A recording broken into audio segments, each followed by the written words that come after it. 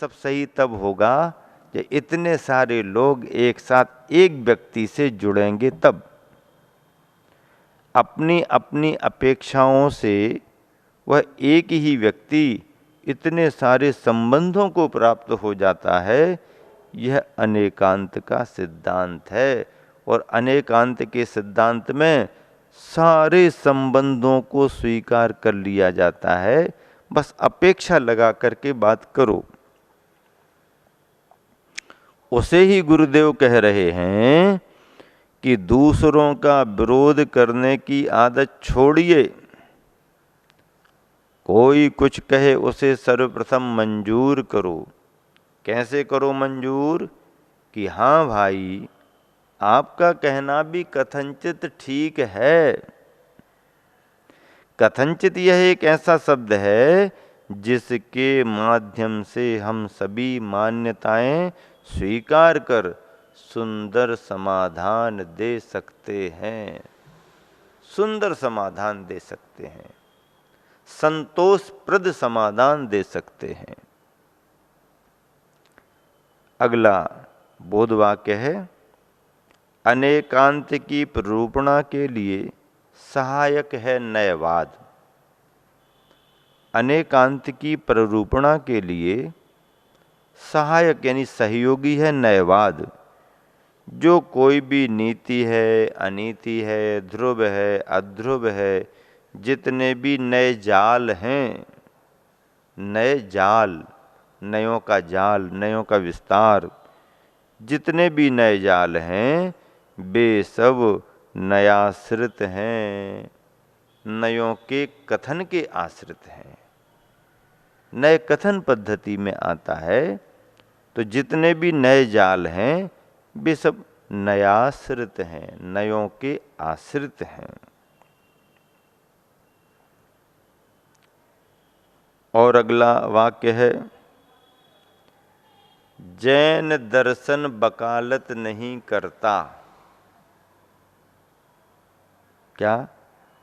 जैन दर्शन वकालत नहीं करता, अपितु जो वकालत करने के लिए विविध तर्कों से लैस होकर, जैन दर्शन वकालत नहीं करता, अपितु जो वकालत करने के लिए विविध तर्कों से लैस होकर संघर्ष की मुद्रा में वकील आते हैं। विविध तर्कों से लैस होकर, तैयार होकर संघर्ष की मुद्रा में वकील आते हैं। उन्हें साम्य भाव से, क्या? उन्हें साम्य भाव से सुनकर, उन्हें उन सबको साम्य भाव से सुनकर सही सही जजमेंट देता है जैन दर्शन।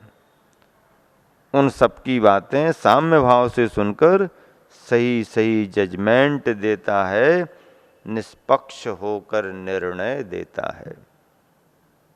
निष्पक्ष होकर के निर्णय देता है। मतलब कितनी भी विचारधाराएं क्यों ना हो, अपने अपने तर्क वितर्कों की तैयारी से कोई आया हुआ हो तो उन सब की सब बातों को साम्य भाव से सुन करके और जैन दर्शन सही सही जजमेंट देता है। क्या? जैन दर्शन सही सही जजमेंट देता है, निष्पक्ष होकर के निर्णय देता है।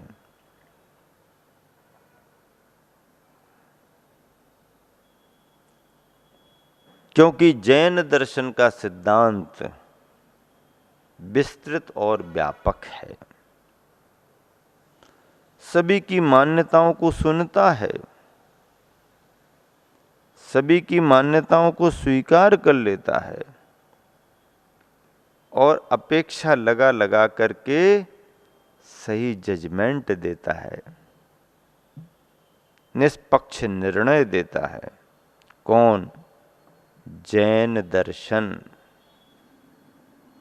जैन दर्शन एक स्वतंत्र विचारधारा है। केवल समुदाय की बात नहीं करना, समुदाय विचारधारा पर टिका हुआ है और विचारधारा तीर्थंकर भगवंतों से आई है। जिन जिनेंद्रों की विचारधारा, जिन जिनेंद्रों की अरहंत भगवंतों की जो चिंतन धारा है,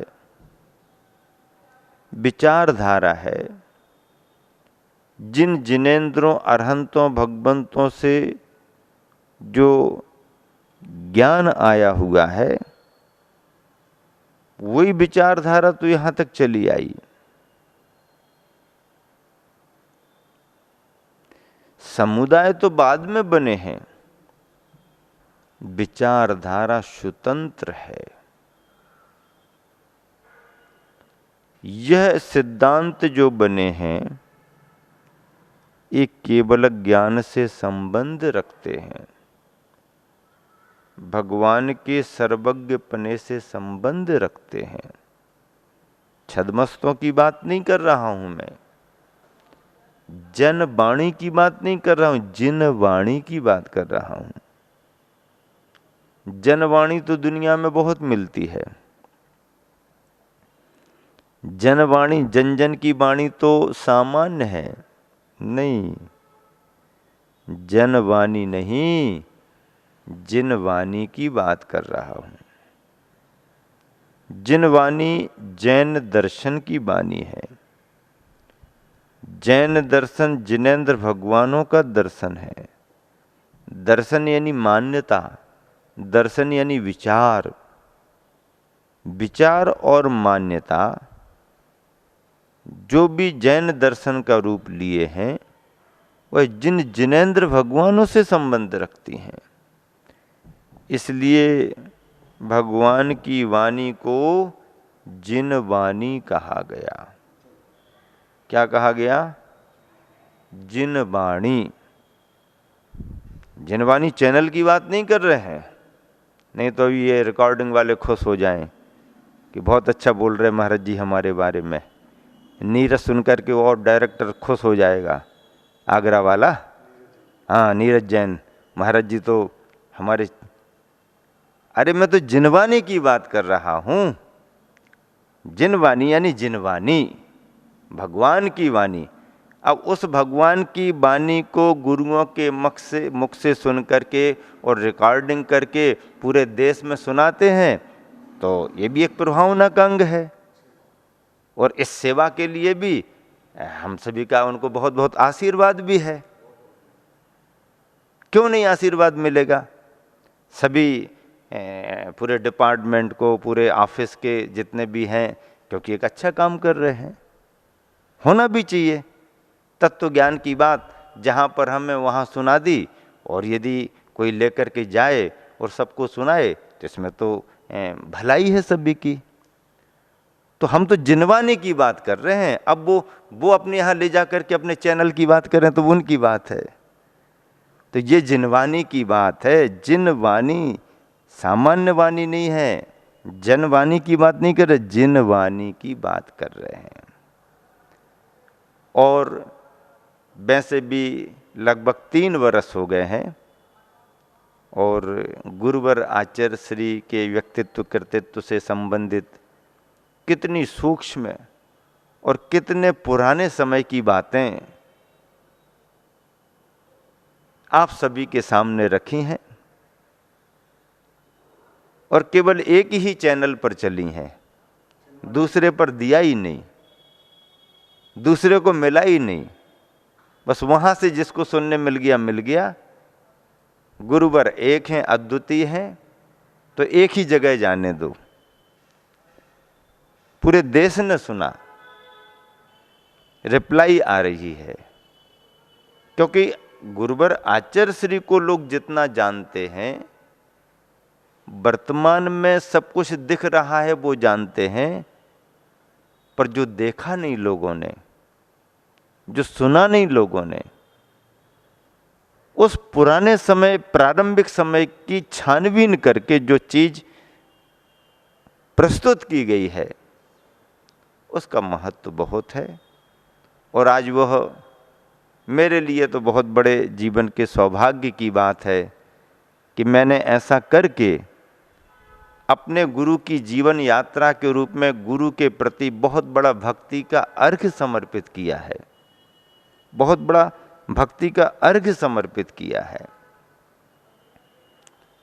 उसी क्रम में ये संत शिरोमणि प्रवचन माला अपने गुरुवर के व्यक्तित्व को लेकर के है।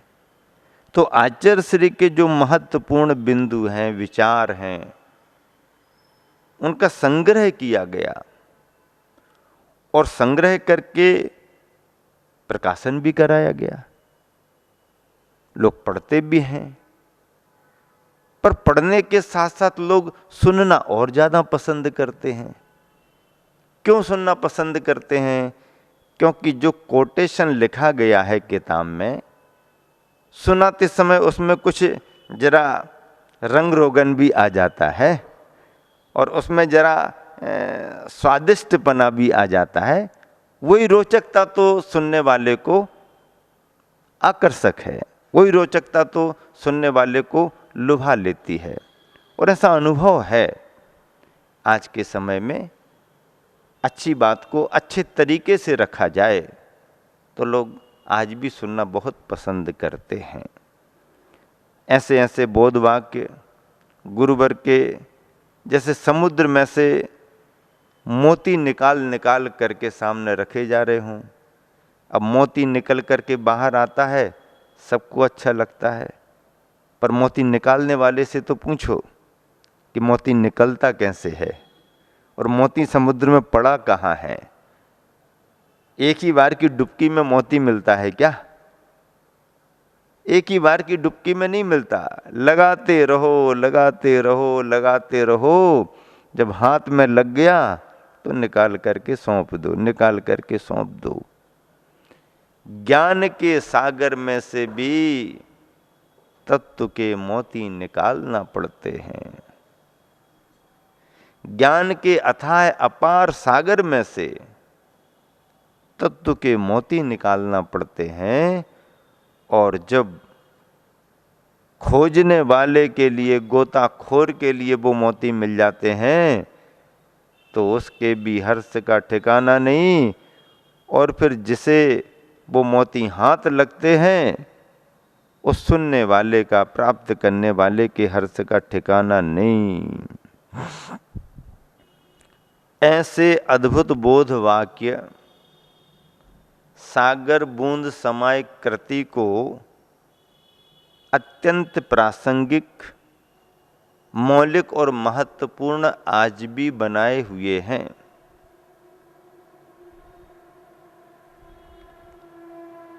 आचार्य श्री के बोध वाक्यों का और भी संग्रह किया गया। मैंने उन सभी बोध वाक्यों को देखा, पढ़ा भी, लेकिन उन बोध वाक्यों को सुगठित करना, उन बोध वाक्यों को सार गर्भित करना श्रम बहुत होता है। और ऐसे श्रम से तैयार इस कृति पर ये व्याख्यान का क्रम चल रहा है, ये प्रवचन माला चल रही है। दूसरा खंड स्वाध्याय का चल रहा है। इस स्वाध्याय के खंड में अनेकांत स्यादवाद की महत्वपूर्ण चर्चाएं चल रही हैं।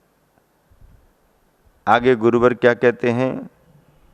6 के आगे 3 होने पर 63 का संबंध बनता है। हिंदी का 6 लिखो और उसके आगे हिंदी का 3 लिखो। 6 के आगे 3 होने पर 63 का संबंध बनता है और 3 के आगे 6 होने पर 36 का आंकड़ा। 63 को संबंध कहा गया और 36 का आंकड़ा कहा गया। 3 के आगे होने की स्थिति में अनेकांतात्मक वस्तु मिट जाती है। 3 पहले 6 बाद में, तो 3 के आगे 6 होने पर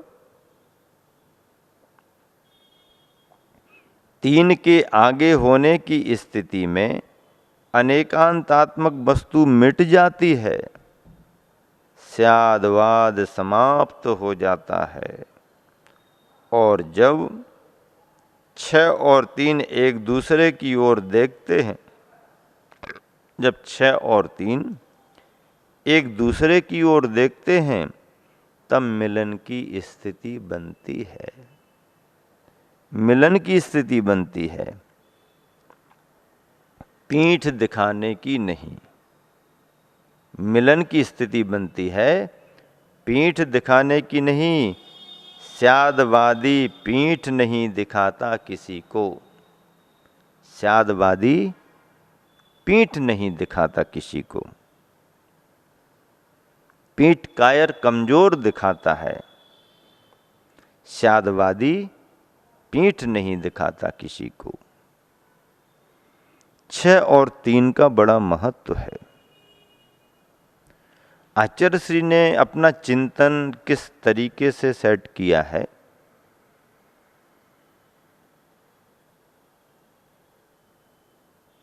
अपने आप ही अनेकांत के सिद्धांत का महत्व समझ में आने लगता। 6 के आगे 3 होने पर, आप लिखो हिंदी के 6 और हिंदी के 3, इंग्लिश वाले नहीं लिखना, हिंदी वाले लिखो।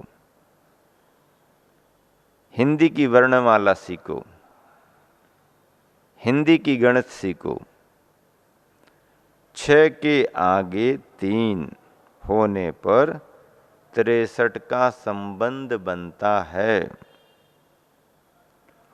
और 3 के आगे 6 होने पर 36 का आंकड़ा। 3 के आगे होने की स्थिति में अनेकांतात्मक वस्तु मिट जाती है, स्यादवाद समाप्त हो जाता है।